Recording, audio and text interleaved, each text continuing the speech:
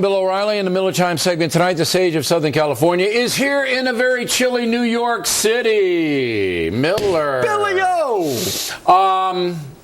We got to get serious here on this torture memo business, because it really is. By the way, when James Rosen said that, I thought that, does that when you call it the torture memo, and you said don't be a pinhead, do you think it was torture? I don't know your stance on this. No. Okay. Not the way it is. I mean, I think that's what he was saying, because I think the policy is, and I do think that individual guys went overboard. Yeah. Absolutely. Life happens. And that's why I made the reference to I wrote this down, Billy, because I wanted to get it right. In the immediate wake of something crazy like 9/11, I bring you back to Executive Order 9066, signed February 19th, 1942, by liberal God FDR. 120,000 Japanese Americans sent to internment camps in the immediate wake of Pearl Harbor. That's 75 days later. 120,000 people rounded up, 62% of them American. So to say that people react fearfully in the immediate wake of something like 9/11 or Pearl Harbor, this has existed throughout the ages. But here's the interesting part of that.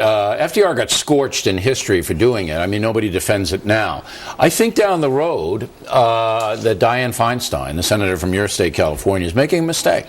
I don't mind if there's hard evidence that the CIA lied to the Senate Intel Committee. Well, tell me who exactly lied and when they lied and what did they lie about. Anybody from the CIA. Well, they say in the report that they were misled. And last night I had a Republican senator on here, and I asked him about it, and he dodged the question. I want to know who lied to you. All right, don't give me this overall business that no quote unquote nuggets, that's the word they used, were gleaned, because I know that's not true. I know that's not true. So the report to me doesn't have any credibility.